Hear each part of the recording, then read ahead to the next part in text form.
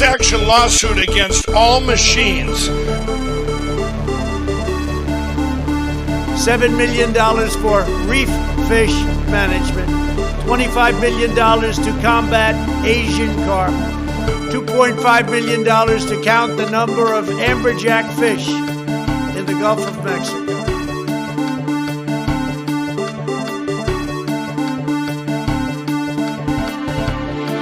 I gotta go. Let me respond. There's a lot to respond to here. Let's get something straight. You shouldn't be disappointed. What I've done so far is more than anybody else has done this far. Okay? Number one. Number two, I mean what I say when I say it. I mean what I say when I say it.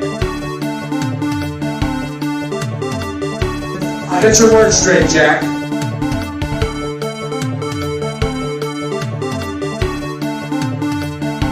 It is time for us to do what we have been doing, and that time is every day.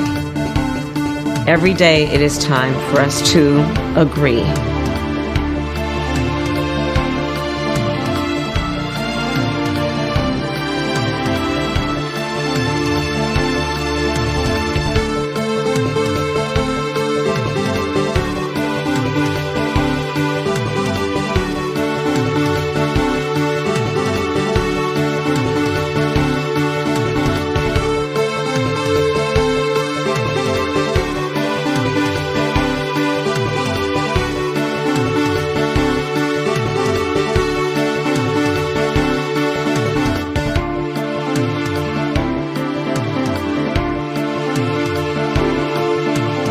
Let's go, Brandon. I agree.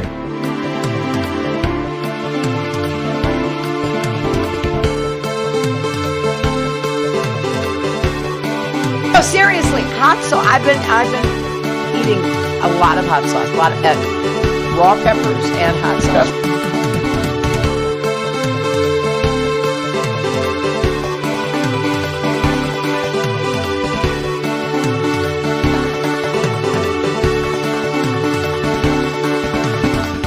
Early in the morning, they went to the table with the black robe, the black shield, and they pulled out the votes.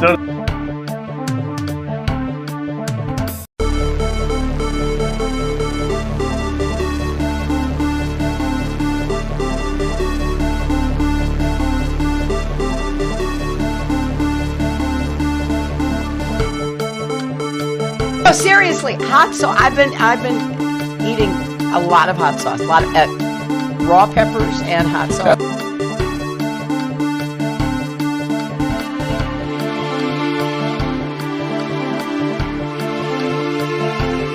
They had a very bad original concept. It was carried out poorly, and the cover-up was one of the worst in the history of cover-ups. Very simple.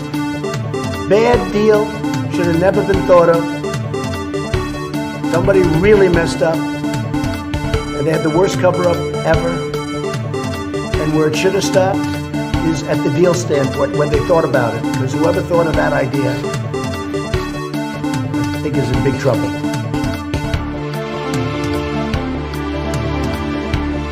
No good.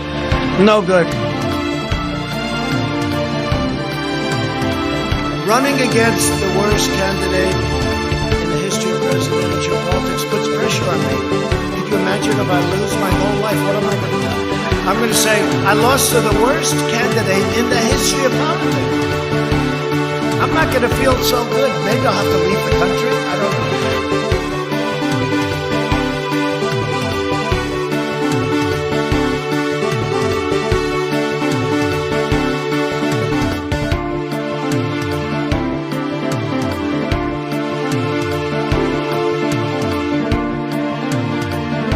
Only the really, I hate to say this, but those with the lowest IQ.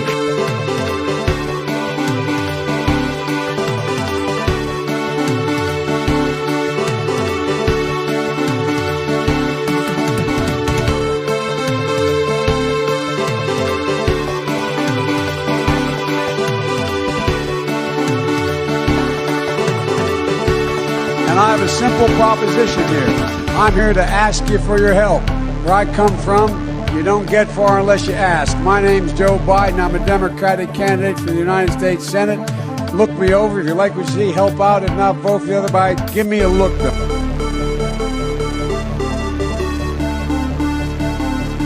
The battle of righteousness versus Satan. There's Satan. Because these leftists are evil.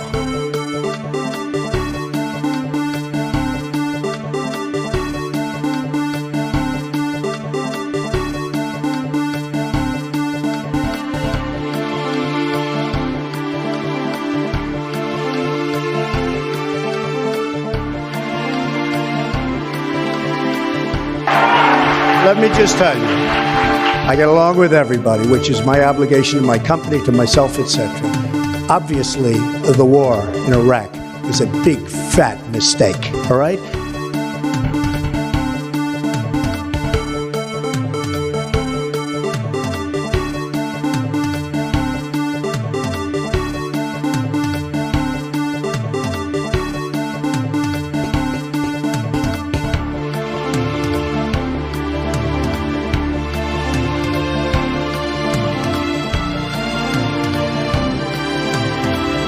But you have to go home now.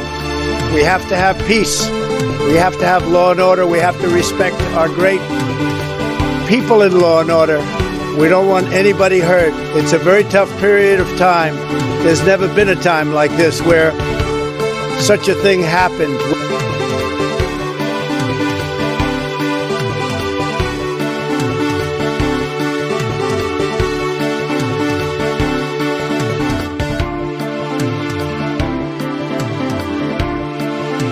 Get your words straight, Jack.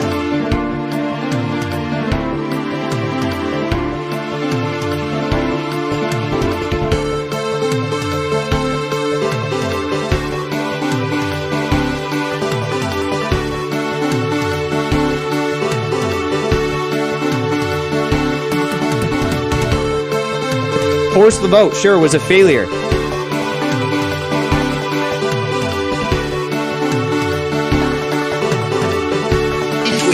That was an opinion of somebody, and that was a retweet. Unbelievable.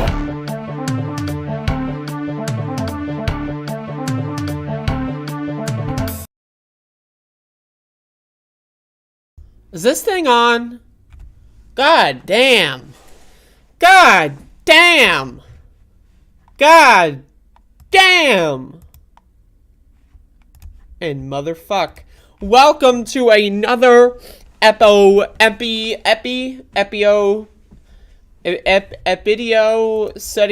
kick and doing a show. So got a show going on. Hello, welcome to the program. This is Above It All, your favorite. And if it's not your favorite, then please get the frick out YouTube show in the history of the world. So the whole world and its history does not have a better program than this. And so that being said, let's start the program. So we've got a program today. And that's it's a program, and I'm doing it, and we're in the middle of it. Actually, we're in the very on the end of the show with the funny animal story.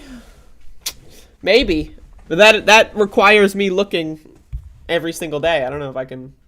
That's a lot of work. I don't know. So I'm checking out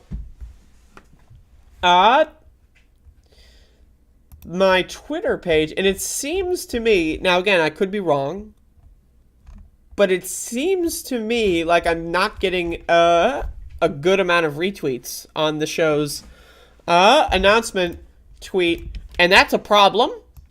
That's a problem, so I'm going to have to request that there's some fixing to that problem. Everybody, there's a show going on. There's a show.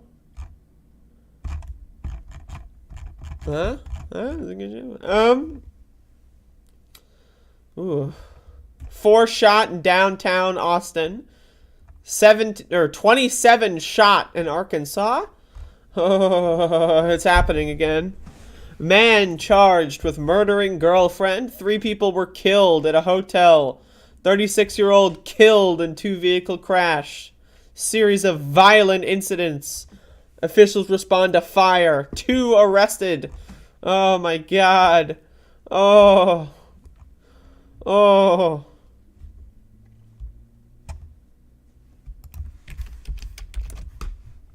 Ooh.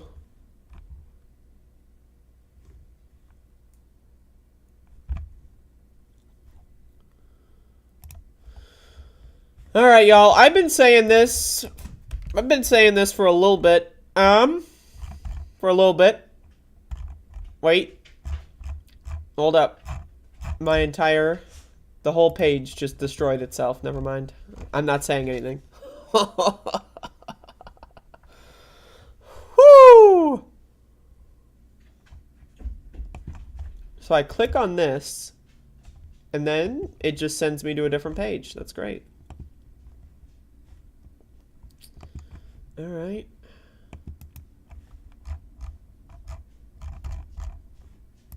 So this is something I have been saying this. Now, many people are saying, but me in particular, there's going to be a 4th wave in this country. This country is the United States of the coronavirus pandemic.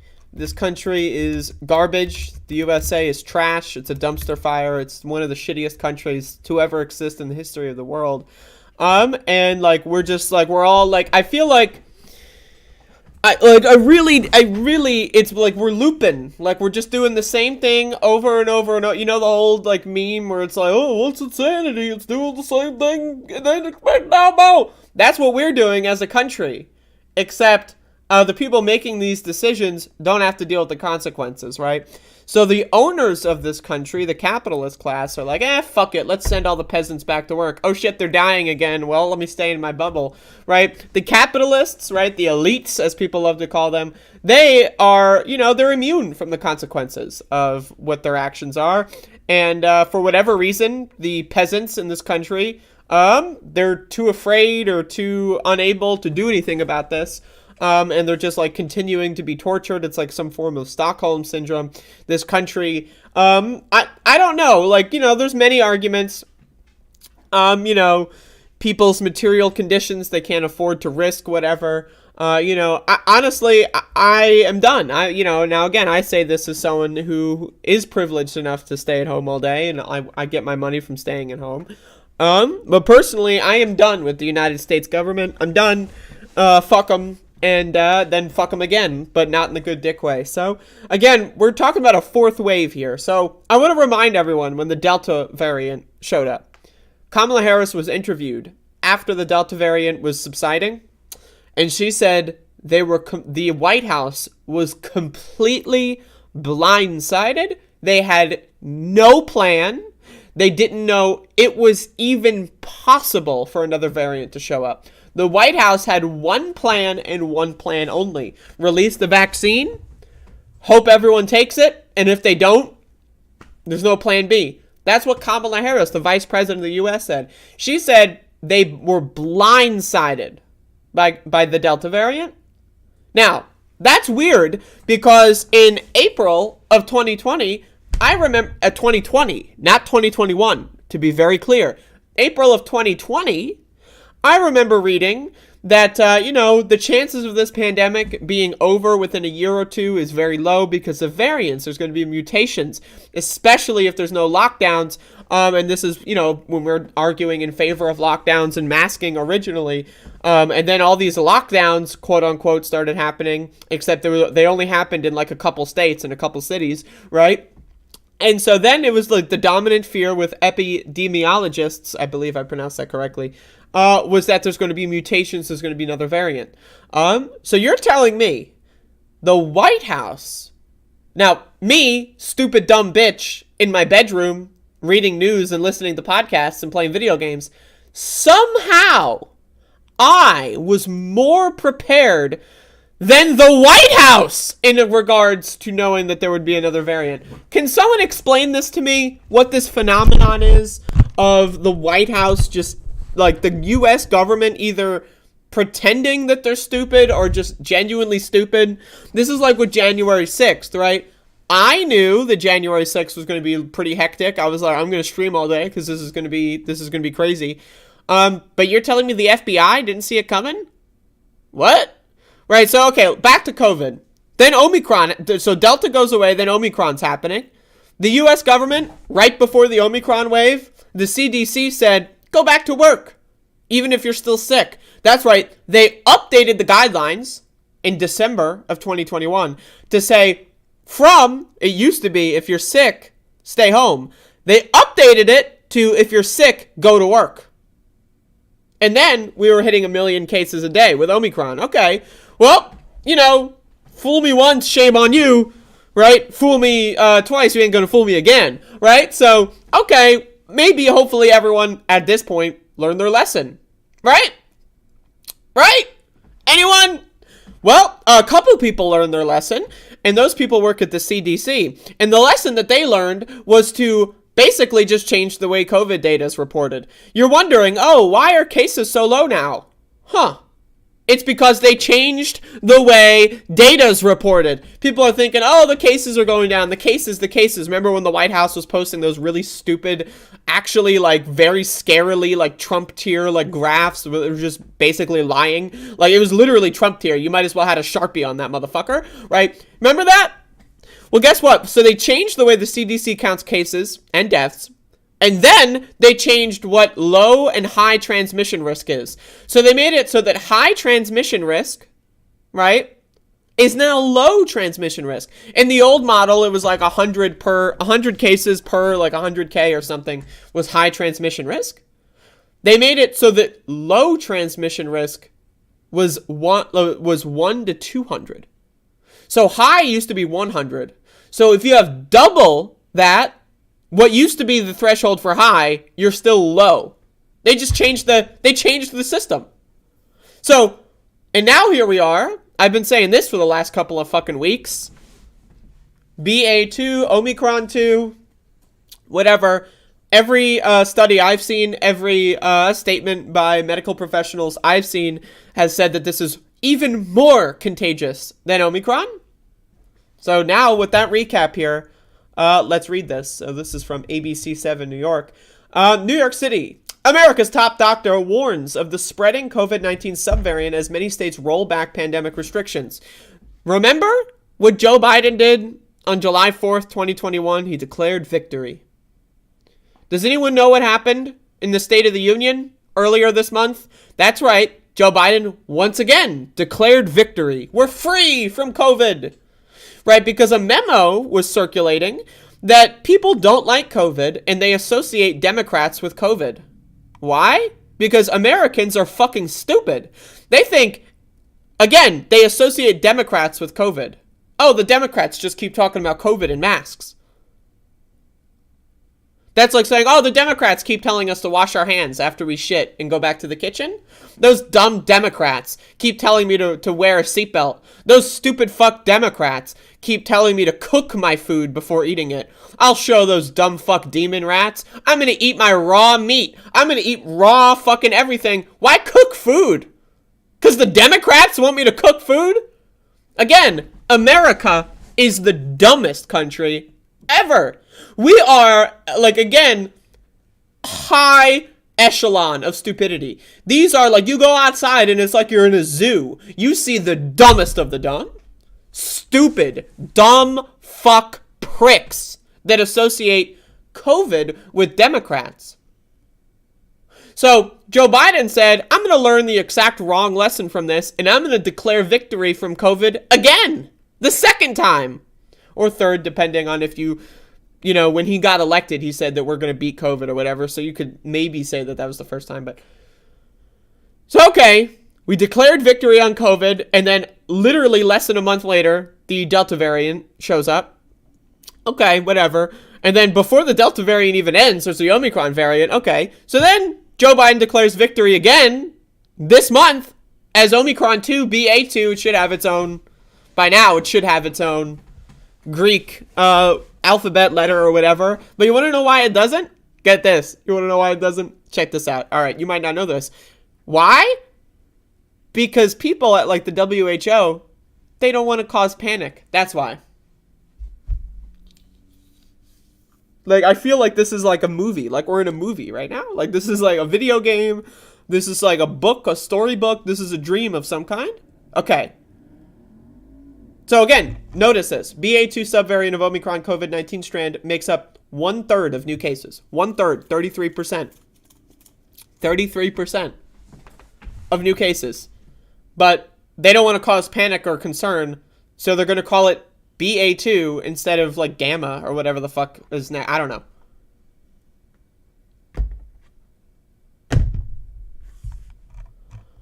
Y'all, like, I'm going to be honest. Y'all.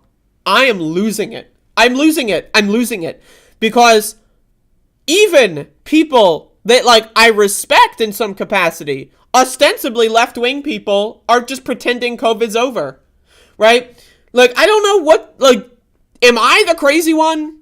Or is everyone else besides me just resigned themselves to brain fog for the rest of their fucking lives? What the fuck? It's called BA2, and it is a subvariant of Omicron. Omicron is the variant that washed over the New York City area during the holidays. While many people tested positive, hospitalizations and deaths were lower than in previous waves. That's probably because there's a fucking vaccine going on. We have seen the BA2 does not cause more severe illness than other strains of Omicron, said NYC Deputy Health Commissioner Dr. Celia Quinn. It may be a little bit more transmissible. Oh, maybe a little. Right now, overall COVID-19 numbers are low, but about 1/3 of the new cases are the new BA2 subvariant. Now again, overall COVID-19 numbers are low. In what world? Because it's certainly not this one. Again, the CDC changed how data was reported. There's more at-home tests, right? And so, people are doing their testing at home. When they score a positive test, they don't register that with the CDC because the CDC says we don't want it. We don't care. Right? And so they're pushing at-home tests. Right? Guess what? So they're pushing at-home tests, and then people are testing at home, and then they're not collecting the data, so the numbers are low. The numbers are low. I don't know, man.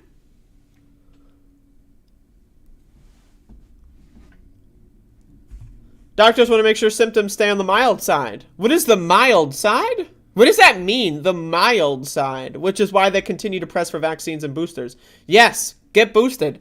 I should be eligible for another booster pretty soon. Crazily, I got my first shot like about 11 months ago now. So, but whatever. I got my last booster in December, so I think I'm about ready. Because I read every 3 to 4 months. But doctors want to make sure. Okay, according to the latest data from New York Governor Kathy Hochul, more than 81% of all New Yorkers. Well, this is just a New York specific article. So anyway, yeah, I've been saying this for the last couple of weeks. I definitely recommend watching what Mila recommended, the interview that Nomi Key had with that epidemiologist. They're very good on Twitter. I enjoy their takes. So definitely check that out. But again, it feels like I'm crazy. And I know I'm crazy, right? So that's the thing. It's like, but am I crazy on this issue? Like, I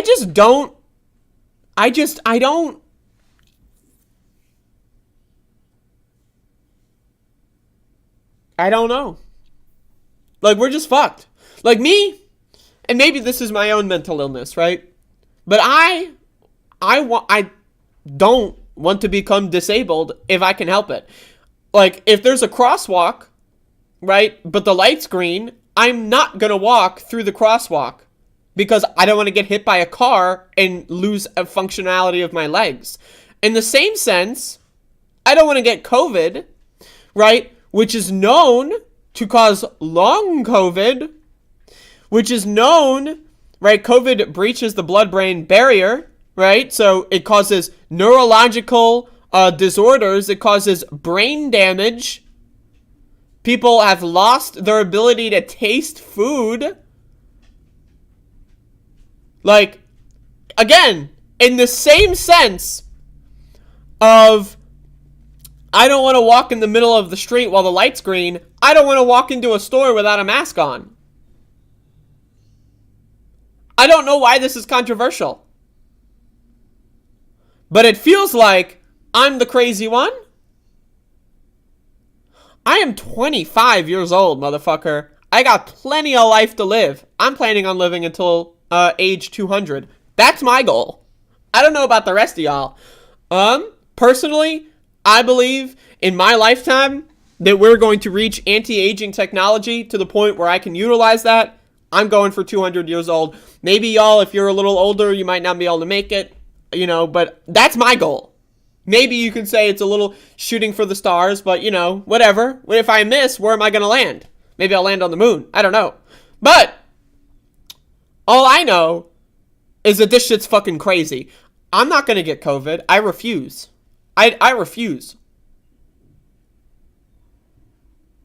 I fucking refuse. And I swear to God, if this government forces me to get sick,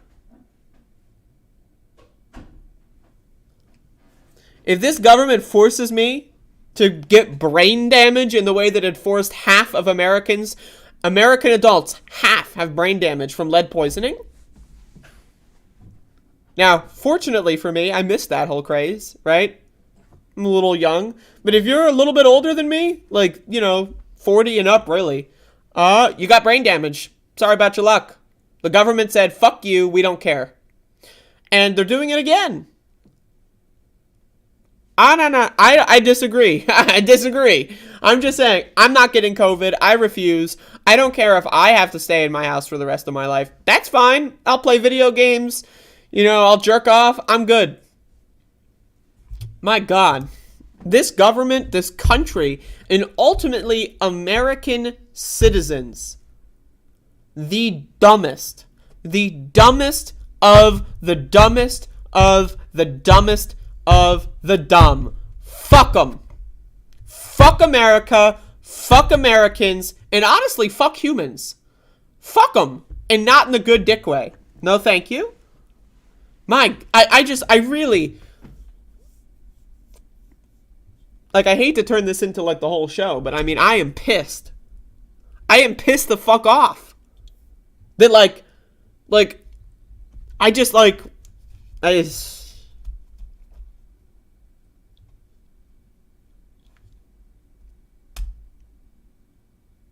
what are we doing? What is this? What's happening here? What is happening? What is going on? This is like some Twilight Zone shit. This is some goddamn, like, fucking Twilight Zone. I'm in the goddamn zone. And it's like, there's like Twilight all over the place. I don't understand how this is even possible. I don't understand how this is even possible. Like, how any of this is possible. Like, how? I mean, the lead in the gasoline explains a lot. Half of American adults are just dumb. They're just fucking stupid because they got lead brain, right? So that explains a lot of how we got here. But what the fuck? What the fuck? You're telling me a 25-year-old in her bedroom is more educated on COVID than the entirety of the U.S. government? How? And more importantly, why? And then also, tangentially speaking, what? Like,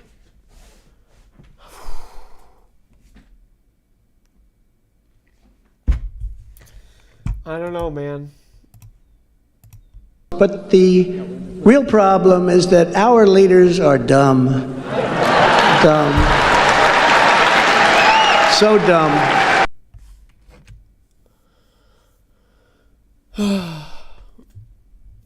I'm sorry about that, Maya. I know people in my family that have died from COVID, so it sucks. And especially, like, you know, friends and stuff online, you know, being in social media circles, you know, you see people that, like, you would talk to on Twitter or in YouTube chat, and they're just dead now. Yeah, they got COVID, and, you know, then 3 weeks later, their parents log on to their account or something and say, by the way, my kid died. You know, it's like, you know, like, we're all just dealing with it, you know? I think, like, there was, like, a poll done that's, like, most people in the country know someone who's died from COVID, and it's like, and we're all just going, what the fuck? What the fuck, man? I'm losing it.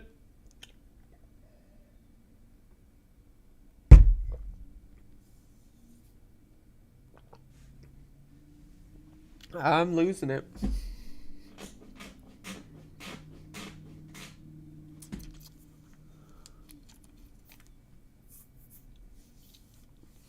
Like, I understand the angle, right? Of, like, there are a lot of people that leave comments and talk to me and give me some pushback, right? And say that, like, you know, you shouldn't talk down to people because, you know, they're products of their environment and all that stuff. Okay. I mean, I agree. People are products of their environment. But also, I agree, if you don't want to be talked down to, don't be a dumbass. Right? That's my, I don't know, man. I just, like, I always fall back onto this one. Right? Like, I want you to not be stupid. I'd prefer if you were intelligent. I'd prefer if you didn't want to murder me. I'd prefer, but, and if you do become more intelligent, that's great, right? And I accept that, and I encourage that. But until that point, I'm not going to hold back. Because if for me, for my mental health, being able to do a YouTube show for an hour, 2 hours a day, helps me not go fucking crazy. The idea that I can just go on my goddamn and I can say blah, blah, blah, blah, blah, blah, right? That helps me in my mental health so that I don't go crazy. So you know what? I'm going to be a little selfish. I'm going to say my mental health is more valuable than yours. If you are the stupid ass bitch walking around without a mask on because I get freedom, bro, and you're not getting vaccinated, and you're telling Americans to go back to work, fuck off. I don't give a shit about you. I have no respect for you. I barely even think you're a human being. That's my opinion. Any one of these motherfuckers, you're not human to me. You are roaches. You are less than roaches. At least roaches have a use. At least roaches have, like, a fucking value in our ecosystem. My God.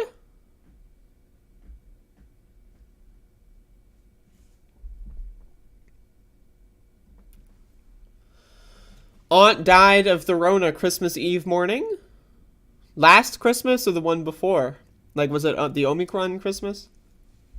She was sick maybe 7 to 10 days. Mom was equally sad and angry knowing her death had been completely preventable had she been vaccinated.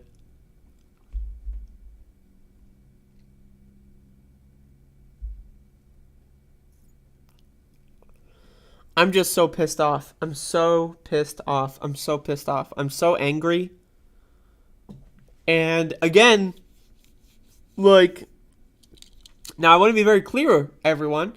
I am 25 years old, right? So I know I am going to be having this anger for the rest of my life. I'm going to have to deal with this. Whatever the outcome of whatever is going on here, I'm going to have to deal with this for a long time. Like, how are, like, and people younger than me, right? Like, teenagers and people going to school, right? Like, how, like, are we going to be able to process this shit? Like, I'm serious. Like, not only are the physical disabilities from this pandemic, from people, like, that get long COVID and so forth, it going to destroy the economy, going to destroy society in 5 to 10 years, but the mental health toll that's been placed, especially on kids, fuck. Like, you know what I mean? Fuck. Like, when I was fucking 14, I was a fucking, like, I don't even, like, I barely remember when I was 14. Imagine, right, if I got COVID when I'm 14, And then, like, you know, all of a sudden I'm like 30, right? And I can't taste, I can't hear, I got brain fog, I can't, like, walk because my feet hurt because of, like, COVID toes or whatever. I mean, like, motherfuck, man, like, we're doing this to kids. Like, we're doing, like, think about the children. They get COVID, and it's a wild case. But, like, it remains in their system or whatever. Like, I've seen stories of 14-year-olds, like, teenagers getting long COVID. People that, like, you know, were, like, in school. Like, maybe they were 17 or 16 or whatever. They were in school when the pandemic started. They got COVID, and now, like, 3 years later, whatever, they got long COVID. They're adults now. But, like, if they were just if they were born 1 year younger, or, like, you know, like, I don't know, like, one small change, you know, in the school system or whatever, I don't know. And we're, like, that's the thing, is, like, people think I'm angry. Like, talk to people younger than me about anger. I don't know, man, like, I don't know.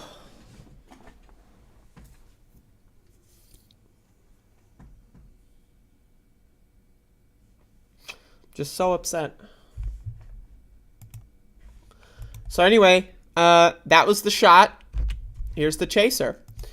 Space missions to Venus could find evidence that life once existed there. Oh, fuck. Oh, fuck. Oh, fuck. Oh, fuck. So again, it could find evidence. We need to understand what that means. We don't know if there is life, was life, etc. But again, I've been talking about Venus a lot because I'm pro-Venus. Fuck Mars. These days, it seems like everyone's talking about celebrities going to space on private shuttles or Elon Musk getting man to Mars. Yeah, fuck Elon Musk, fuck Mars, and fuck you, and fuck Lars. I don't know who Lars is, but fuck him. I don't know, what kind of name is Lars? Anyway, fuck Mars. I'm on Venus. I'm pro-Venus. Why? Okay, let's think about this. Venus used to be pretty much exactly like Earth. We know that. That's confirmed. With Mars, it's possible. It's possible that Mars could have been like Earth, but more studies have suggested that it's always been kind of like, there may have been an atmosphere, but, you know, Venus, we know, is very Earth-like. Okay, so, step one. Venus, way cooler name. Let's be honest. Mars? Oh, like, that's like candy. Like, oh, I'm gonna go eat a Mars bar. Oh, Venus. When you're thinking Venus, that's like, goddamn, you know, like, it's Venus. I don't know, like, it's cool. Right?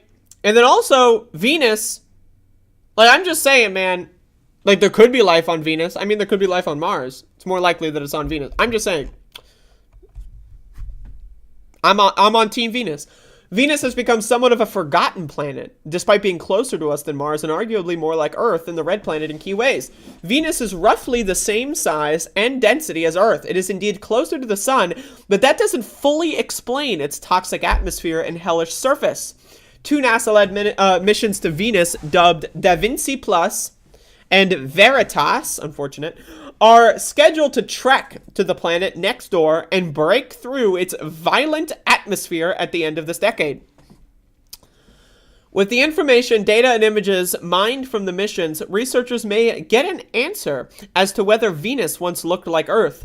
That quest for habitability is part of our search for signs of life. In the NASA framework, Dr. James Garvin, the principal investigator for the Da Vinci Plus mission to Venus, told The Sun in an exclusive interview, "We can all dare to hope. The Da Vinci Plus mission will be equipped with special cameras." Now, these aren't ordinary cameras. These are special cameras, motherfucker. To see through the thick atmosphere and additional technology to measure the chemical content of the atmosphere. We expect to discover a whole new catalog of chemistry, Dr. Garvin said. The Da Vinci Plus team does not expect the probe that will touch down to last long. Dr. Garvin predicts just 12 to 18 minutes of stable communication. So understand, they are spending 10 years, or maybe 8, 7, whatever, on optimizing a mission that's going to last 12 to 18 minutes, right? So understand, right? Every part of this mission is designed to maximize and optimize what information can be gathered in literally, like, in the amount of time that I've been, like, doing this show. Like, half that even, because I've been doing the show for 30 minutes now. So, like, 2 of these so far, right? Now, like, that's crazy, right? So they need to develop these instruments, all these cameras. They're going to be melted. They're going to be incinerated. They're going to be destroyed, lost forever, right? And all of these instruments are designed to get as much information as possible in 12 minutes. A single episode of Aqua Teen Hunger Force. That's right. In fact, I'm going to say, let's all watch Aqua Teen Hunger Force when the Venus bullshit comes down. I'll pick an ep. We'll all watch it. And by the time the ep is done, it's over. It's done. Anyway, let's keep going. We can meet every one of our science objectives and others without ever touching the ground. Set to launch in 2029, DaVinci Plus will forge through space for 6 months until arriving at our planetary neighbor. When DaVinci Plus arrives, Veritas will already be orbiting Venus on a mission of its own. Veritas will look for water vapor in volcanic plumes. If it detects any, that will mean water can still be found in the interior of Venus. Dr. Anthony Freeman, a program manager at the NASA Jet Propulsion Laboratory, told The Sun in an email. The Sun is a news outlet, by the way.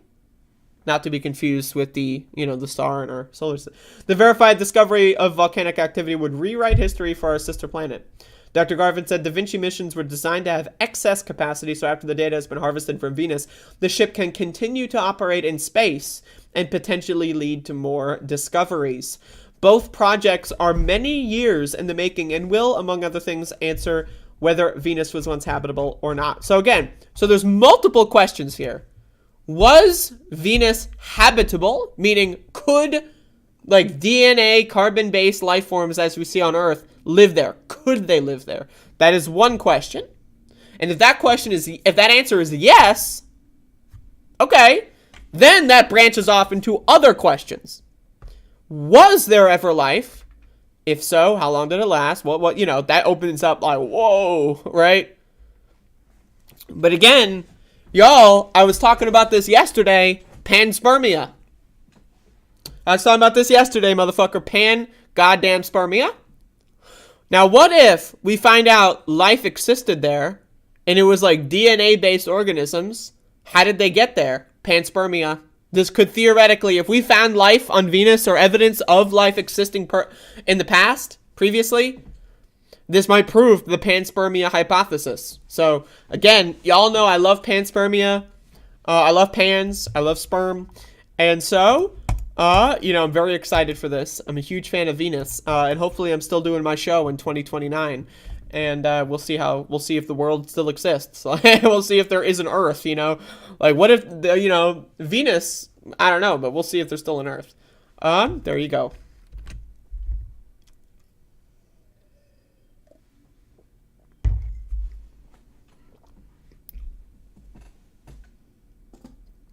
Anyway, so...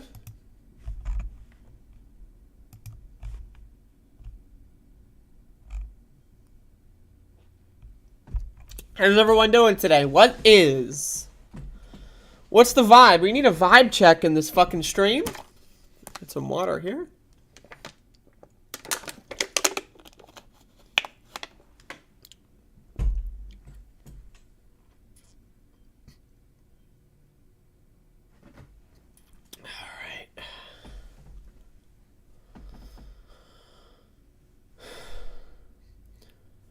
I caught yesterday's show where you talked about Arrival. I'm a translator, and I can speak for all translators when I say that that's the best movie about translating.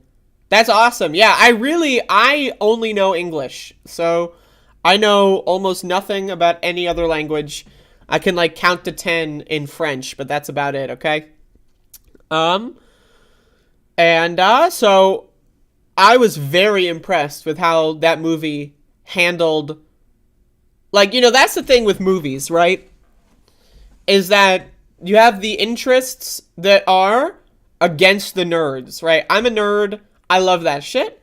I love movies that are, like, hours and hours and hours of nerd shit, right? I love sci-fi. I love the nerd shit. It's great. I'm into it. I love, like, the technical, super intense plot lines. I love it all, right? But the movie industry, right, they cater to the lowest common denominator, and it's all about money, right? It's always about money, and this is why I hate capitalism. Imagine what kind of art could flourish in our world if capital wasn't the deciding factor of whether or not art gets to exist, right?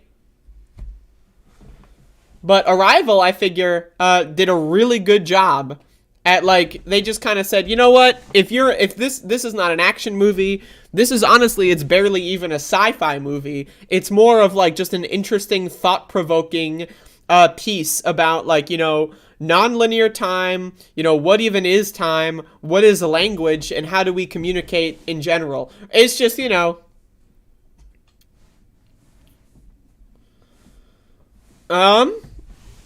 it's just, it was a good movie. I very much so enjoyed it.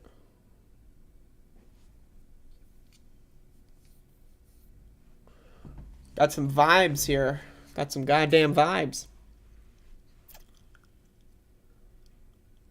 I always enjoy movies that just, like, they've got an idea, right, and they don't compromise.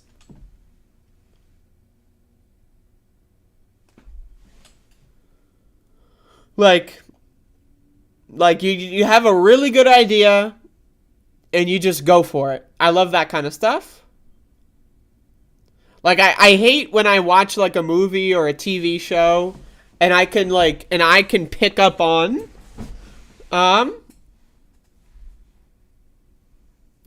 like, when I can pick up on, like, industry hands in a movie, like, you know, a decision being made for the sake of capital or for the sake of marketing to a lower common, like, when I pick up on that, I get very upset. I get very, very upset. I just hate it. I hate everything about it. I hate how capitalism functions and how it affects art. I hate industry. It sucks. And so I like movies and art of any kind that just, like, is expressive. They have an idea, they run with it, and they execute it in the way that they want, and they don't compromise. And, you know, if that's for you, you like it. And if it's not for you, who cares? It's not for you, motherfucker. Not everything has to be for everybody. That's what I hate about this shit. And, like, the way capital works, right? Is they want to market everything to everyone. Right? That's not how art works. Like, the idea of, like, someone being able to paint something that 100% of humans are going to be able to enjoy, it's not how it works. Goddamn 12 monkeys.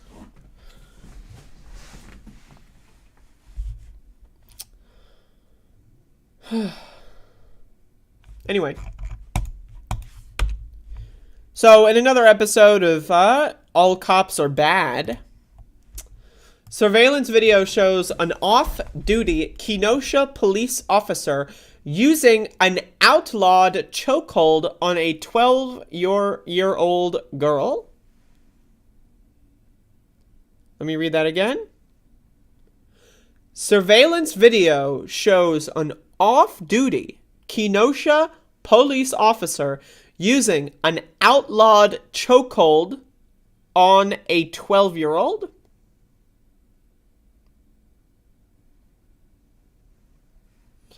All right. An off-duty Kenosha police officer was shown kneeling on the neck of a 12-year-old student in surveillance video released by school officials in Kenosha, Wisconsin on Saturday. The video you can see if you want to go on the article. I'm not going to show the video here. So just throwing that out there. Footage shows a fight breaking out between two students in the Lincoln Middle School cafeteria. An adult man, first identified by the Milwaukee Journal-Sentinel as Sean Giertschow, can be seen responding immediately to break up the altercation.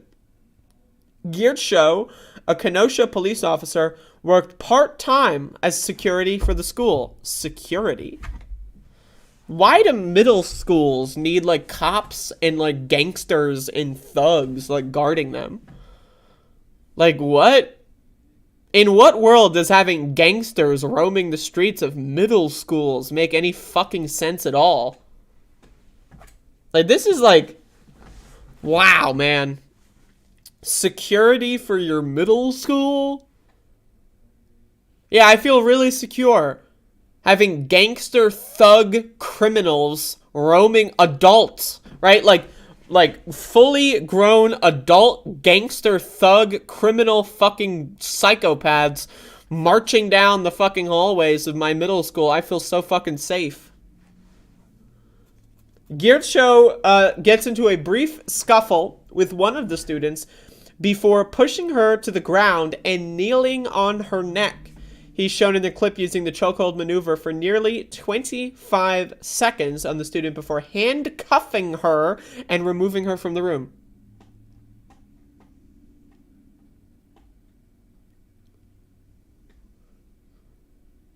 Like, is this a school shooter? When I went to school, now again, folks, I'm 25, right? So I was in school about 10 years ago. There would be fights. And sometimes teachers would try to step in, right? But never would I have ever seen them be handcuffed, right? Like, you get teachers to step in, you stand in the middle, right? You like, hold their head as they go like, wah, wah, wah, wah. They're 12-year-olds. These are not, like, fucking, like, mixed martial artists with, like, fucking black belts that are like fucking like, you know, practicing karate every day. These are 12-year-olds. If you need to handcuff a 12-year-old, if you need to kneel on a 12-year-old's neck to apprehend them in any capacity, you belong in jail. You belong in jail. If there's a fight going on and you feel the need to handcuff a child instead of just walking them to another room, what the fuck? The other student, also female, is seen being ushered away by what appears to be another staff member. So why weren't they handcuffed? I'm just curious. The use of chokeholds by police officers was outlawed in Wisconsin in 2021 after the murder of George Floyd, except in life-threatening instances or in cases of self-defense. Was the cop defending himself from the 12-year-old? Is that what happened? Oh, I was defending myself, so I had to commit child abuse. The girl's father, Gerald Perez, told the New York Post his daughter is seeing a neurologist following the March 4th incident. Perez is calling for criminal charges against Gyurcso for using the banned restraint method on his daughter. The family's attorney, Drew Deviney, said the officer's knee was on her neck for an unconscionable duration. Like, putting your knee on someone's neck at all, unnecessary. But, like, doing it for more than, like, 2 seconds? What? Like, what are you, like, the whole point of doing that is to, like, disarm them, right? You don't disarm someone for half a minute, for 10 minutes. You don't do it. There's no reason. It doesn't gain any, it doesn't accomplish anything other than fulfill your murder fantasies. This was a cruel and heartless act of violence aimed at a child, and it is unacceptable in our society, Deviney said in a statement CNN reported. CNN also reported that a criminal charge of disorderly conduct has been referred to the court system by the Kenosha Police Department for both juveniles involved in the incident. Okay, so let's get this, let's understand what's happening here. So, children fight. It happens. Children fight. They're children. It happens. Kids do not have fully... Now, did this kid bring a gun to school and do a mass shooting? No. Did this kid go on a stabbing spree with a pencil? No. They got into a fight with one other kid. It happens. Kids get into arguments, and sometimes they fight. The idea of placing criminal charges on both of them? What? What? for fighting in school. Are you joking? You get detention for fighting in school. Maybe a week off, aka suspension, also known as vacation. Criminal charges against kids for fighting in school is the dumbest shit I've ever seen in my life. And also, for both of them? Why both of them? Wouldn't you want to find, like, one that was the aggressor? Imagine you get into a fight in self-defense, and then you get charged with disorderly... What? Now, again, note here, the order of operations. So the cop nearly kills someone, abuses them, right, tortures them, and then the cop, people float charges against the cop, and then the police department's response is, oh, well, let's just charge the kids.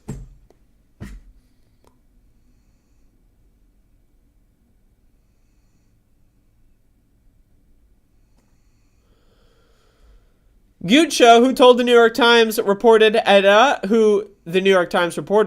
been an officer at the Kenosha Police Department for 4 years, worked part-time in the school district, and resigned from his position at the school following the incident. The Kenosha Police Department did not immediately respond to Insider's request for comment. The Milwaukee Journal-Sentinel reported that Guccio wrote a letter of resignation to the Kenosha superintendent. Okay, good. And a statement to Insider, the Kenosha School District said, Sean Guccio resigned, blah, blah, blah. As it appears this incident may lead to litigation. The district will provide for... No, okay. So the police department's... Note, by the way, that there is, to my understanding, no charges on the police officer. Right? So the officer broke the law. The officer broke the fucking law.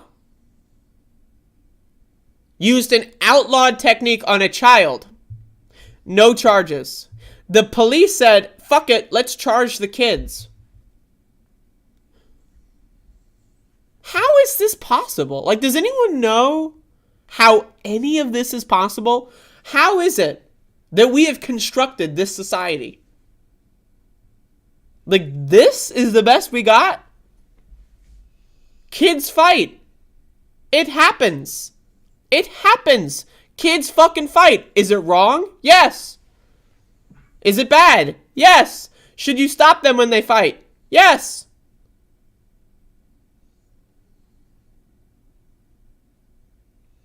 But the idea that you need to torture a child and then threaten to steal them from their parents and send them to a fucking juvenile facility, aka jail?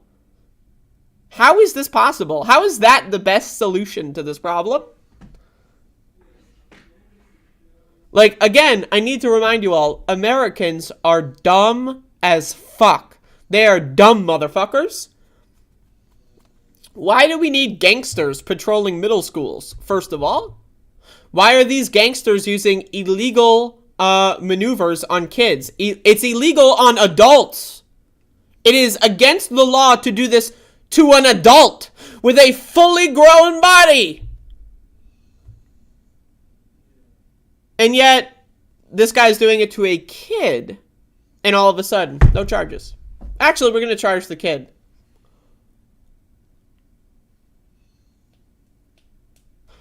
Again, you can watch the video here.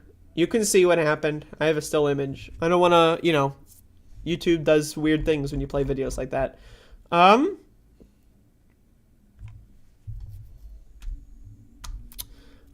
I think it's a little crazy. I mean, it's a little crazy, this world that we live in. So again, we got gangsters and thugs with weapons and torture devices walking around our schools to keep us safe. Right? Now again, we know kids fight. Kids have been fighting. Adults fight, for God's sake. Right? Kids also fight. They're not fully developed. Both physically and mentally. Right? I just like the idea that the police department is going to charge the kids. I just like, it's fascinating to me. Like, again, this isn't a case where like the kid was going on a stabbing spree or they're like, they're crazy or something. Now, note, by the way, that there's very little details of what they were fighting about, probably because it's irrelevant. But again, kids fight. When I was in school, I almost got into fights, but I was a little bit intimidating to people, so they didn't fight me. But I've seen plenty of fights. I never saw anyone get charged. Never saw anyone get choke held. Never saw anyone get handcuffed. Saw plenty of fights. So, I don't know, man. It's almost like cops are they always make everything worse. It's almost like when you train someone to think of everyone as an enemy. Every single person is an enemy combatant. It's almost like that has negative effects on society. When you have thug gangsters walking around with guns and torture devices that are trained in torture, it's almost like they're going to torture. When you train someone to torture and then put them in a room with kids and they start torturing the kid, why are you surprised? And honestly, the school should be held accountable for this as well. Why did they bring a cop into the school and almost kill someone? The superintendent should be criminally charged, in my opinion. Whoever was responsible for paying this guy to torture children should also be faced with criminal charges. At least civil charges. I mean, again, this shit's fucking crazy. It's crazy that we have constructed a society where somehow this happens. And then also, again, next level, there are people that would defend this. There are people that would go like, oh, she deserved it. Stupid fuck kid. She deserves that brain damage for the rest of her life because she got into a fight in fucking middle school. Like, I just like the idea to me that the cops, like the police department, charged the kids and not the officer who broke the law is astounding. It is astounding. The officer is literally on video breaking the law. They're cool. They're fine. They're good. The victims are the ones getting charged. Man, it is crazy. Only the really, I hate to say this, but those with the lowest IQ.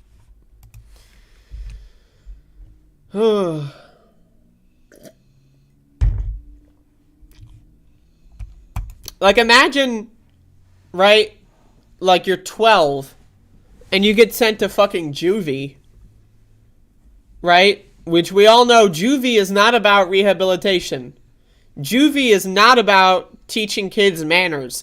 Juvie is not about teaching kids valuable life skills that they can use to flourish in society. We all know what juvie is. Juvie is a lower tier prison, and it fucks with kids' psyches. When you send a child to a child prison, they're fucked. They're fucked. For the rest of their life, they're fucked.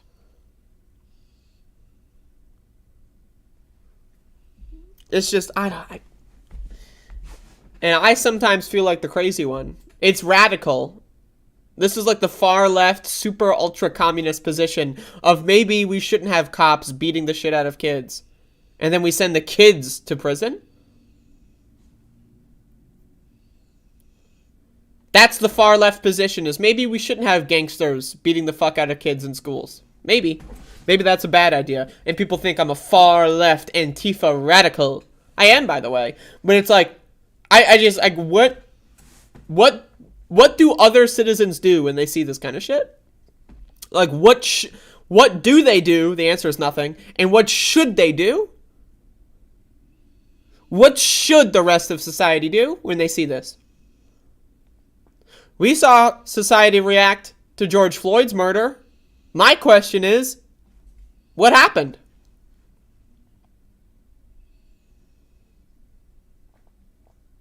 I genuinely am curious what the distinction between George Floyd's murder is,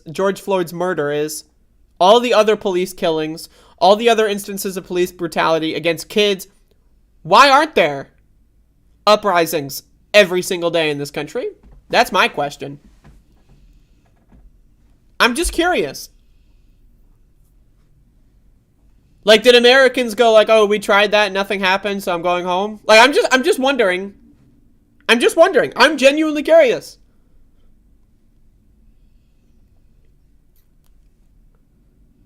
So is that it? Like, people just try, I don't know, maybe we'll say we don't like cops, we'll burn down a police station, whatever, and then we'll just go home, and if that doesn't work, oh well. I don't know. Like, what is the rest of society supposed to do when this happens? When kids are being tortured by police, and then the kids get thrown in prison, and the police walk off scot-free. What is the proper response to that? If I had a kid in middle school, and I saw this news, if this happened in my kid's middle school, God forbid, if this was my kid being threatened to go to prison, a 12-year-old being stolen from me by the government, my child being stolen from me by the government, and because the cop tortured them. Hey, I'm telling you, you could write an action movie about what would happen if I were the parent in this situation. But the fact that that's not happening is shocking to me. The fact that there aren't protests and uprisings every day in this country to the injustices going on is shocking. It's baffling. Americans are the... I hate America. I hate America. I don't know what to tell you. I hate America. I hate Americans. I hate this fucking country. I hate everything about it. I hate the cops. I hate the government. I hate parents. I hate teachers. I hate kids. Fuck them. Fuck kids. They're annoying. Okay? I hate everything. I hate the institutions. I hate the people that run the institutions. I hate the people that go to the institutions. I hate everything. And maybe that's my own problem, but anyway. All right, y'all. Chaser. Illinois Police Department is permanently disbanded. Westfield, Illinois. The Westfield Police Department is permanently disbanding. The announcement was made on the department's Facebook page. The Post said the decision came from the village's board of trustees. The department said the numerous Illinois police reform bills added even more pressure to the already financially restrained department. Those strains caused many officers to resign from the department. Fuck them. Westfield residents will still have law enforcement protection from the Clark County Sheriff's Office. The sheriff said the change will not affect the office's service to the community. When it comes to crime and a lot of things of that nature, Sheriff Bill Brown said that blah, blah, blah. Brown said the office will focus on crime, but the village will need to create a plan when it comes to city ordinances. So this happened in Hertford, North Carolina last year. And there's a couple other cities as well, but I covered that one. So this isn't, on its face, yeah, that's cool. Fuck the cops, right? On its face. That's my initial reaction. But what needs to be understood here is that, when there's city council authority, when there's city authority, they have some authority over the police in that city.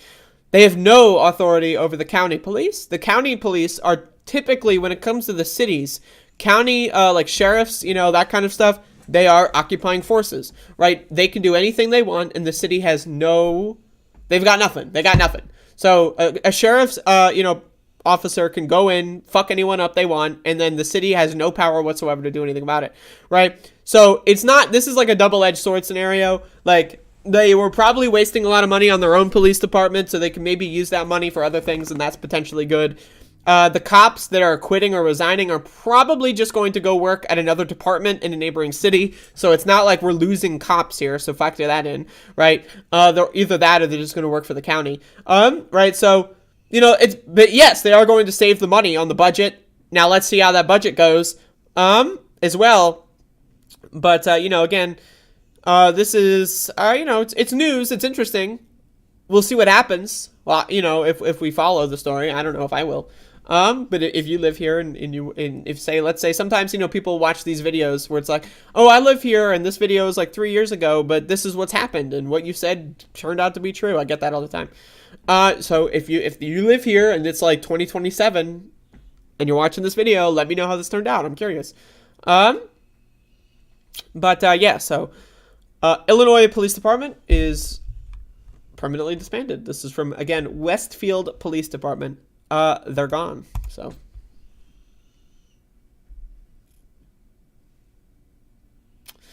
again, y'all, I would like to remind everyone that well, and by everyone I mean one person. The YouTube chat room, not the best spot to have these conversations. I'm just saying, if y'all want to make a Signal group or like maybe Telegram or some encrypted IRC network to discuss that would be a lot better than the YouTube chat. I'm just saying, just throwing it out there. Just saying. Also, you know what? That was kind of like, not the best chaser in the world, so here's another one. All right, y'all. Supreme Court Justice Clarence Thomas hospitalized for infection after experiencing flu-like symptoms. Supreme Court Justice Clarence Thomas was hospitalized Friday with an infection after experiencing flu-like symptoms, the spokesperson for the court said in a statement. A spokesperson told CBS News on Sunday that Thomas does not have COVID. Thomas is being treated at similar with intravenous antibiotic. Symptoms are abating, the court said, adding that the 73-year-old justice expects to be released from the hospital in a day or two. Again, y'all, we're praying for the best outcome. Pray for Clarence Thomas. Pray for this country. Pray for this country. Pray for Clarence Thomas. Pray for the best possible outcome. We all want what's best for everyone here. Justice Thomas will participate in the consideration and discussion of any cases which he is not present, blah, blah, blah, the statement said. Supreme Court is scheduled to hear arguments, blah, blah, blah. Thomas, considered a member of the court's conservative wing. Considered a member... I love this. This is CBS, by the way. Considered a member of the court's conservative wing. Like, they say that as if it's an opinion. Right, like, yeah, some people think Thomas is a little on the conservative side. Was nominated for the High Court by President George H.W. Bush in 1991 and sworn in later that year. There you go. He's garbage. Thomas is garbage. H-Dub's garbage. Again, we all got to pray for the best possible outcome. Imagine if, Justice Thomas, holds on until, January 4th, 2022. And, Republicans control the Senate, and then Mitch McConnell, filibusters, another nominee for, 2 or 6 years. Let's say Joe Biden runs again, and Mitch McConnell's nope, for 6 years. That would be great. That'd be really entertaining. But the most entertaining part of that story would be how that situation would unfold. And that situation would unfold if this guy... Hey, I'm just saying, we're all praying for the best possible outcome. That's all I'm saying. I'm praying, you're praying, we all pray, and, there you go.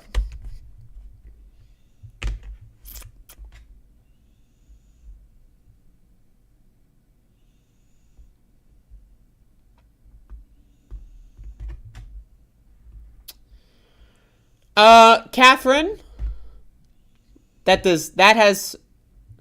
I disagree. I disagree that is the course of action. You have to understand, Americans are stupid.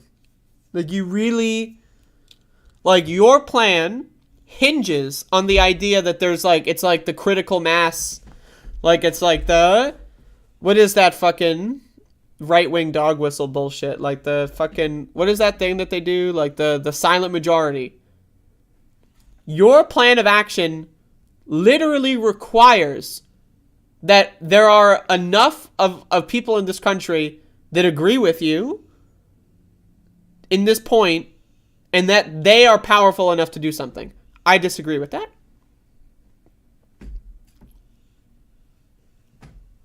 We do not have a silent majority on our side. We do not have any critical mass. We do not have any amount of training. We do not have any amount of organizing skill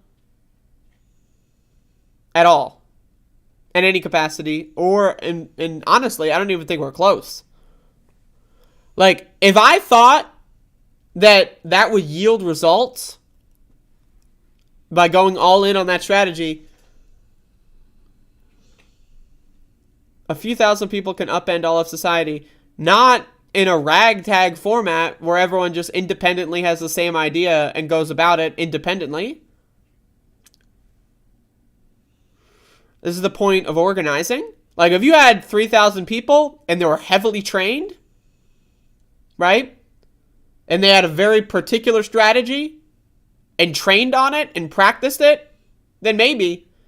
But a couple thousand people who watch an internet show and then go like, oh, maybe I'll do this. Not gonna work.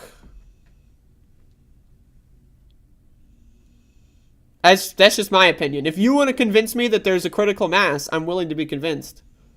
But I disagree that there's a critical mass of people that would just switch on. Like sleeper cells or whatever.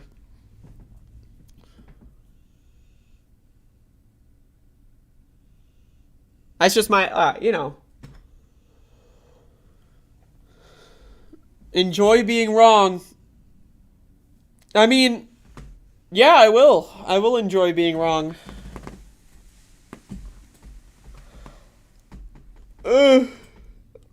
Like, something like that ever happened, you know what side I'd be on. But I don't think it's going to be successful.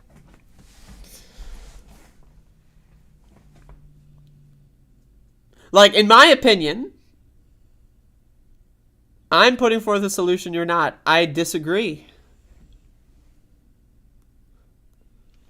I mean, I disagree. Like, my solution is to enable such a critical mass. I mean, like, look at what happened in 2020. Like, 2020 was basically, like, your thought process, like, and nothing happened. I mean, a lot of people learned a lot,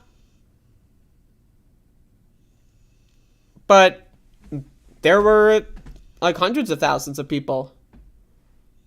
Maybe not hundreds of thousands that were taking actions, in that capacity, but tens of thousands, and nothing happened.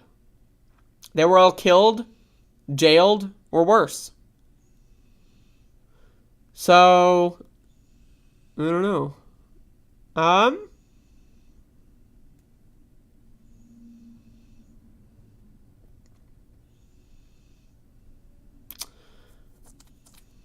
Well, if voting Trump out of office is any solution to anything other than that specific problem, I would agree with you. But we lost. We got rid of Trump. Things are not looking so good.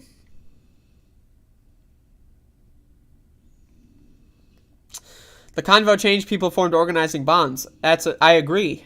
That's the important part. I think we need more of that. We need more people that are more organized, more trained, more educated, more informed, and more radical.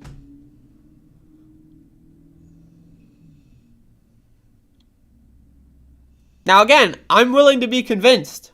I want to be convinced.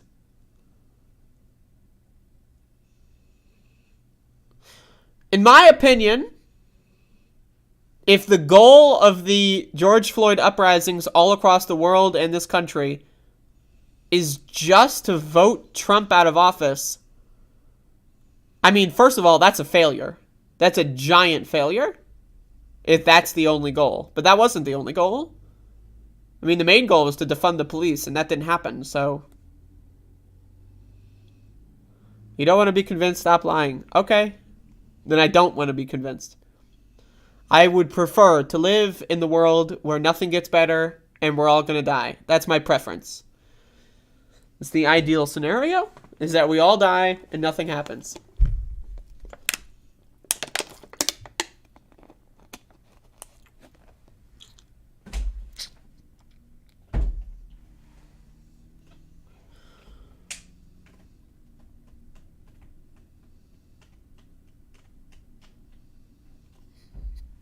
That's just my opinion. I mean, I don't know.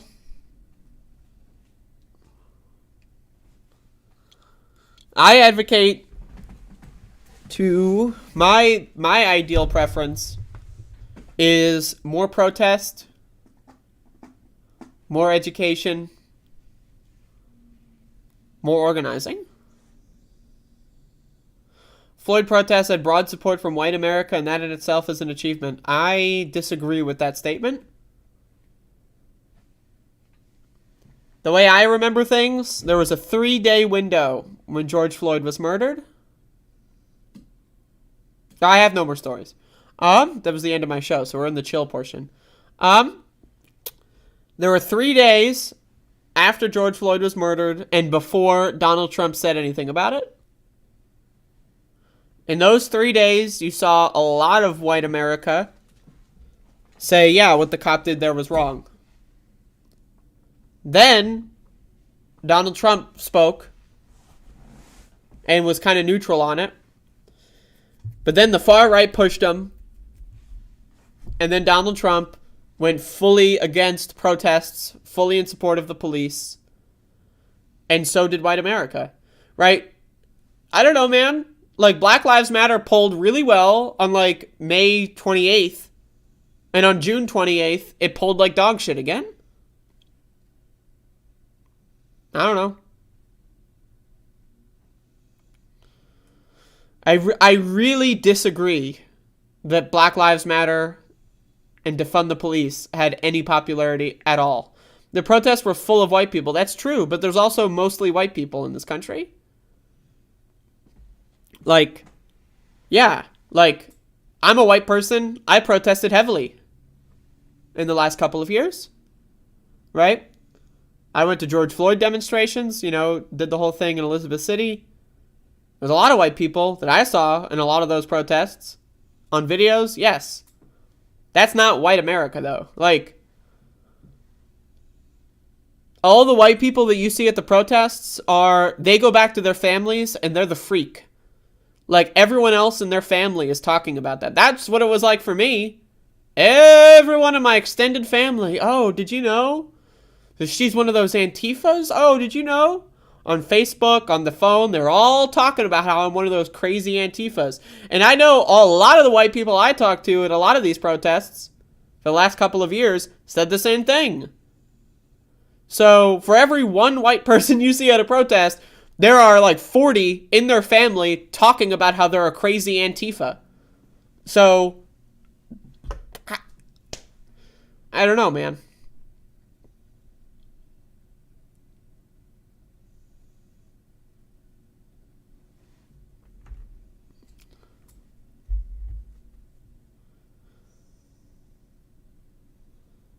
The milk particulates are separating from the covfefe.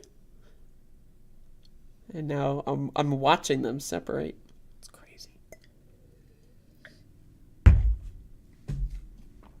I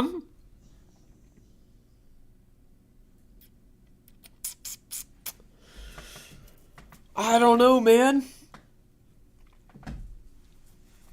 I am not a professional. I'm a high school fucking dropout, bro. I don't know what this shit is. I don't know how to lead a revolution. I'm not thinking in those capacities. I'm not thinking in those terms. I'm talking to Catherine here. I am one participant in the world. I'm not, you know, I personally, and maybe it's disarming. Maybe I shouldn't think that way. It's possible. Maybe it is inherently disarming to not view myself as a movement leader. But I don't want to be a movement leader. I don't want to make any grandiose statements. I don't want to lead anyone.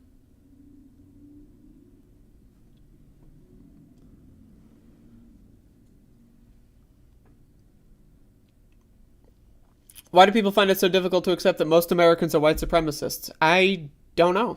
But that's true. I would say 3/4 of white people are probably white supremacists. And actions maybe. Maybe I wouldn't say that their inner monologue is like, I hate all the non-whites. Like, you know, but actions speak louder than words, right? I'd rather have someone like screaming like, you know, queer slurs at me and have no power than them, you know, thinking, oh, I love the queers, and then also like judging me and like, you know, denying my application for a house or an apartment or something. You know what I mean?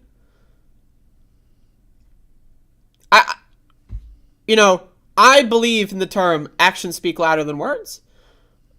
Now, again, people can change, right? If someone is stupid and their actions are they're racist in action, and they learn about that, let's say they read a book and they analyze their own behavior and they go like, oh shit. So yeah, I mean, I think that there's a fundamental difference between out and proud racists and people that are like, you know, the white moderate, the white liberal, like the Elizabeth Warren kind of people.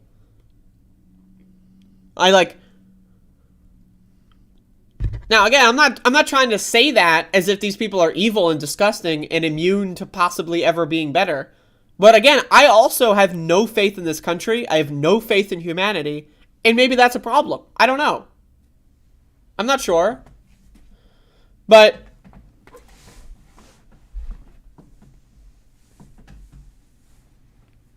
I genuinely do believe that most white people are racist. Like, I come from white people. You know what I mean? Like, I can look at my family, and my family swears up and down that they're not racist. And then, you know, I'm in the other room and they're saying fucking slurs and they're fucking like, you know, talking about crime and the blacks, and it's like, what the fuck? Right? So, and I know a lot of white people. As a white person, I tend to know a lot of white people, and a lot of white people will share that experience, right? So, now again, people think that, oh, I'm not racist, you know, I'll hire a black person.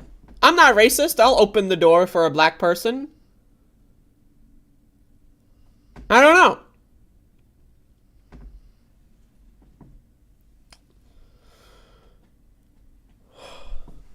Like, yeah, I mean, there's a lot of really cool white people. I'm not trying to say all white people are bad, but it's the default.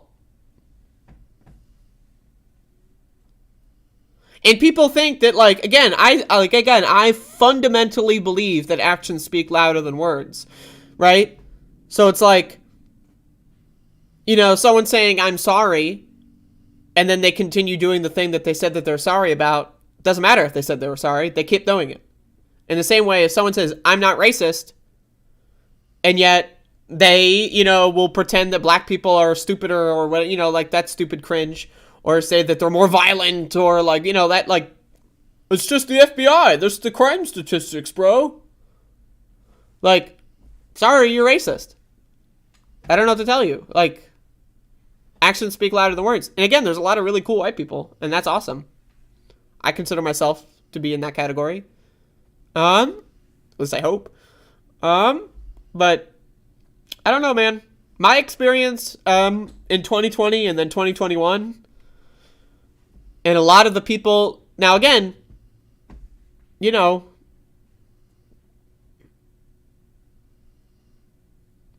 the leading candidate for Elizabeth City Mayor is not just a racist, but she is a rapist.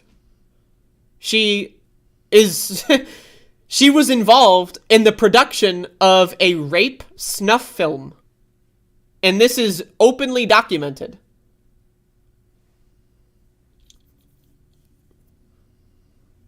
So, I don't know. That's crazy. Like, that's fucking crazy!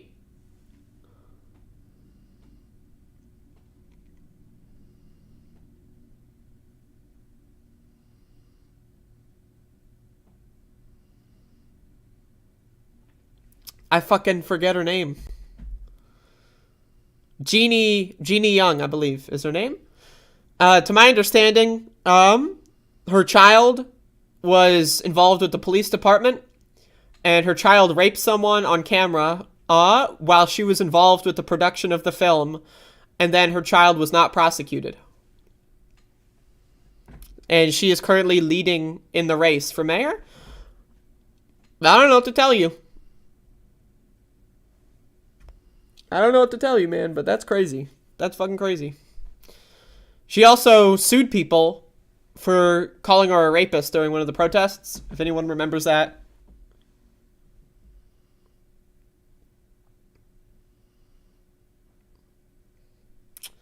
I don't remember what the husband was. I'm pretty sure it was the kid that was the rapist. I don't know. I forget the details, but I looked into this when that whole thing happened. Because, obviously my video was used, during the protest when, like, there was this big, like, thing where Andy No, like, pushed it as well. Where she was trying to claim that, like, protesters were harassing her or something. And my video was used, so I looked into the whole thing. But that was also, like, a year ago.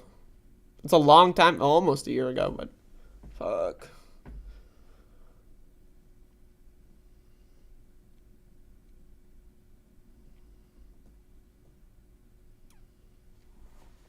Well, yeah, you have to understand, Kirk Rivers, the other guy running for mayor, who's super cool, by the way, he's the real racist. You have to understand that. He's the real racist because he's black, and the other candidate is white, and he wants to beat the white person, and so that makes him the racist. You have to understand. Like, it makes perfect sense, right? I don't know, man. It makes perfect fucking sense. Yes, Lindsay. I don't know, man. Shit's crazy. Elizabeth City, I'm just saying, like, awful, horrible. Getting involved in local politics in Elizabeth City was one of the most elucidating experiences of my life, right? Like, the most corrupt, disgusting, evil government I've ever seen. Wow. It's crazy. I mean, it's crazy. It's crazy. I mean, it really is.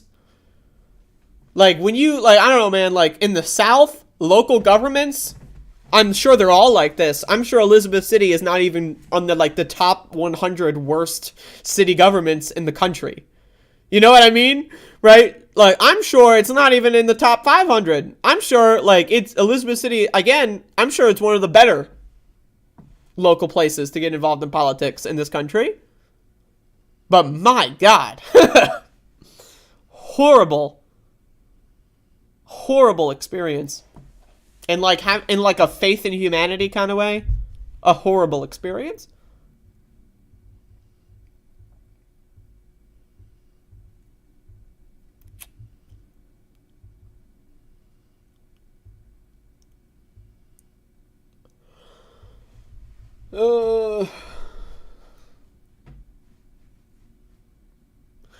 It's racist A, rapist B, or literally a normal person. That's what I would say the mayor race in Elizabeth City would be.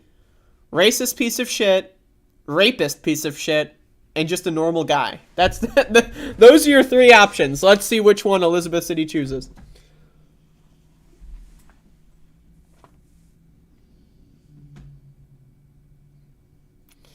But anyway, I don't know. I'm just chilling. This is the end of my show, so we're just chilling until I get bored, or the chat gets bored, whichever one happens first. But yeah, Elizabeth City, garbage. Trash. Now, the people in Elizabeth City, there's a lot of great people in Elizabeth City. I met a lot of really cool, really awesome people during the protests that are great. The government, the institutions, the businesses, the small businesses, all of it, horrible. Horrible. Have I tried Elden Ring yet?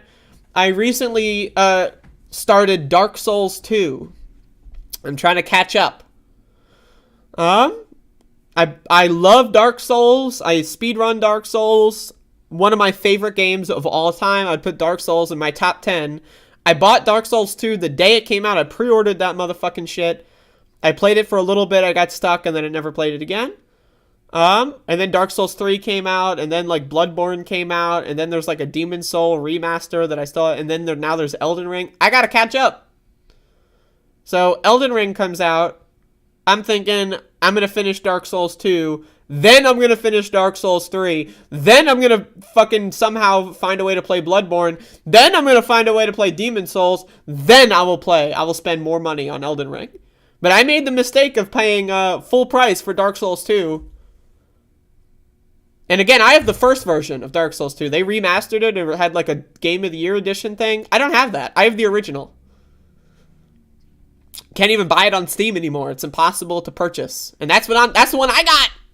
1.0, bitch.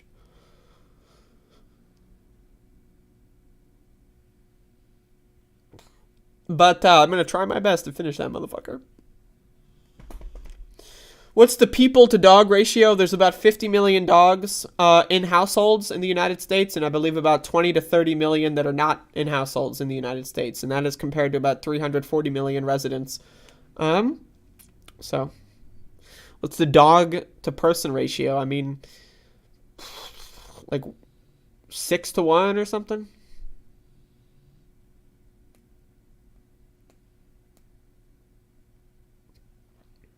Seven to 1? I'm stupid. I don't know. Whatever you do, don't criticize it. Apparently people aren't taking too well if it's criticized. I mean, I'm going to tell you this right now. Again, Dark Souls is a masterpiece. Now again, I'm playing Dark Souls 2, and it's good. I originally, when I played it on launch week, and I believe 2015, this is an old game. I'm playing an old game now. I got stuck on one area, and then I just, I was like really big into streaming, right? So I got embarrassed to like die over and over on stream, and so I stopped streaming the game for a little bit, and then tried to get past it offline, and then I couldn't, and then like I wanted to play something else on stream, right? So it was like, But Dark Souls 2 is good, but Dark Souls 1, man, I don't know. Dark Souls 1 just hits different. It's one of the best games I've ever seen. So if someone criticizes Dark Souls, oh, it's too hard, fuck you, actually. Get good. That's my opinion. But also, should there be an easy mode? Maybe. Why not? I say why not? Like, that's one of the big criticisms of like Souls games is that there's no easy mode. Should there be one? Sure. But also, if you don't like it, okay, play something else. I don't know.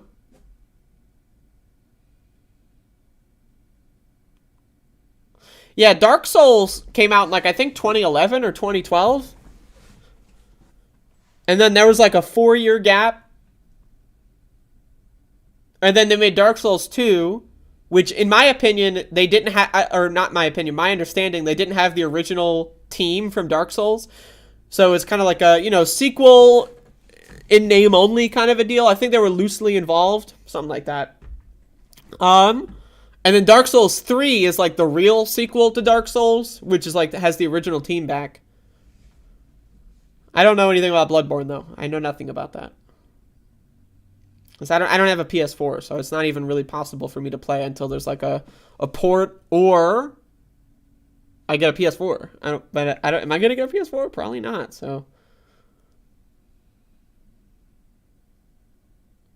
There are critical pieces of information that you can miss in the game entirely and not know it. That's interesting. That's one of the things I liked about Dark Souls. Is that, like, the game is just, like, they just kind of throw you in the game. And there's, like, if you don't know what you're doing, you can get lost. But I kind of like it. I don't know, like, that's the thing in Dark Souls. Like, the world is just so beautiful. I don't mind just walking around.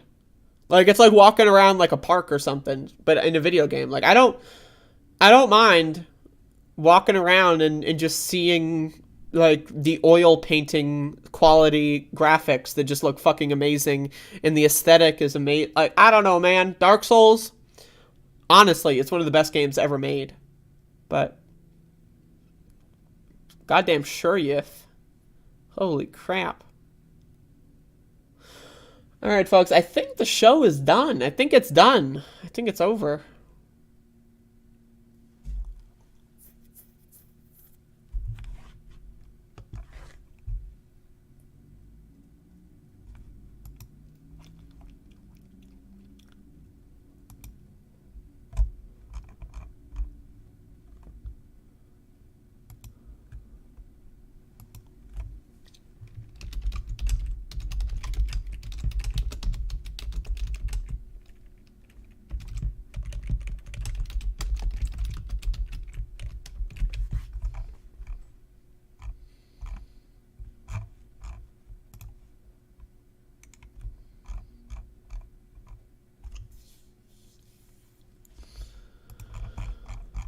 Oh, I hate stupid people. All right.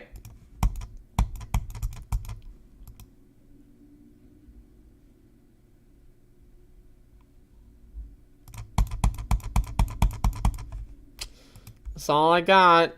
That's all I got. I don't know. That's it.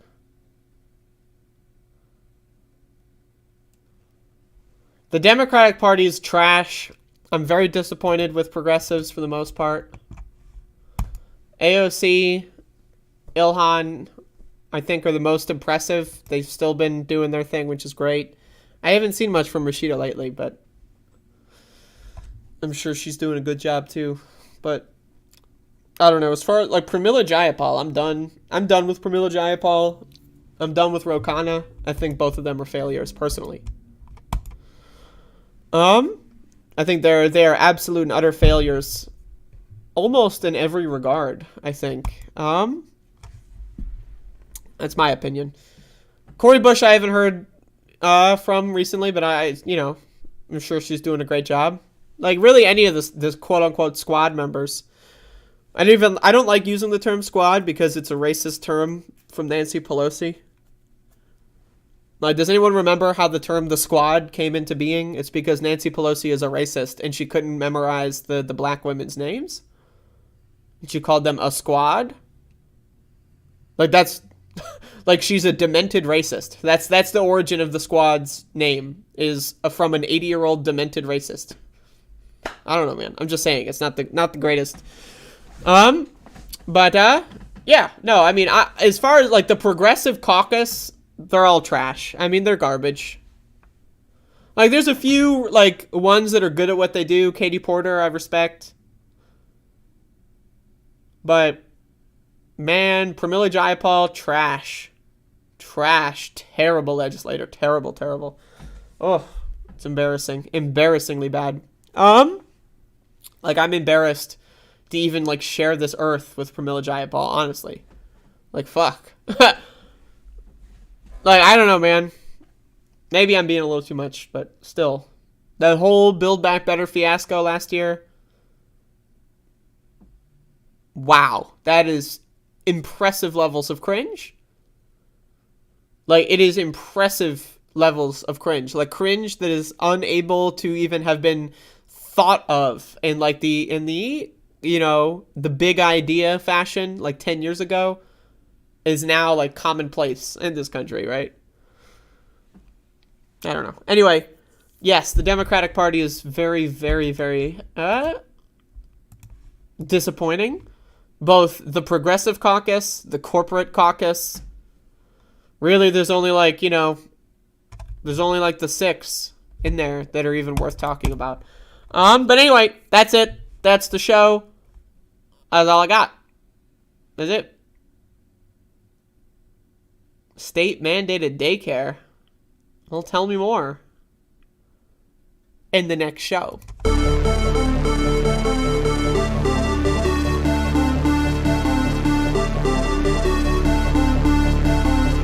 And then they have cans of soup. Soup. And they throw the cans of soup. That's better than a brick because you can't throw a brick. It's too heavy. But a can of soup, you can really put some power into that, right? And then when they get caught, they say, no, this is soup from my family. They're so innocent. This is soup from my family. It's incredible. And you have people coming over with bags of soup, big bags of soup, and they lay it on the ground, and the anarchists take it, and they start throwing it at our cops, at our police. And if it hits you, that's worse than a brick, because it's got force. It's the perfect size. It's like made perfect. And when they get caught, they say, no, this is just soup from my family. And then the media says, this is just soup. These people are very, very innocent. They're innocent people.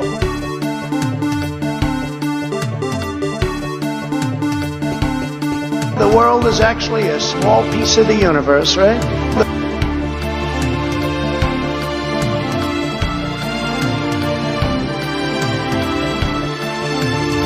In case you don't know, and you haven't seen the latest polls, the American people hold the President of the United States in contempt. Let's go, Brandon. I agree.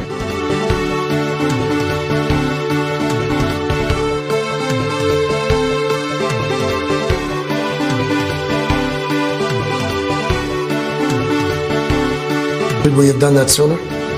We are doing it. But should we have done it sooner? We are doing it.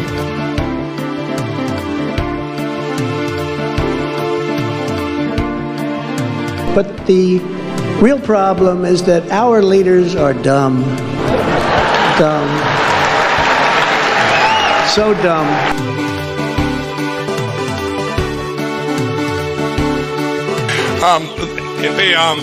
But it's a class action lawsuit against all machines. So today, on behalf of the United States, I want to thank every Olympian and Paralympian. And that was just incredible. And what happened with the Paralympics was so incredible and so inspiring to me. And I watched. It's a little tough to watch too much, but I watched as much as I could.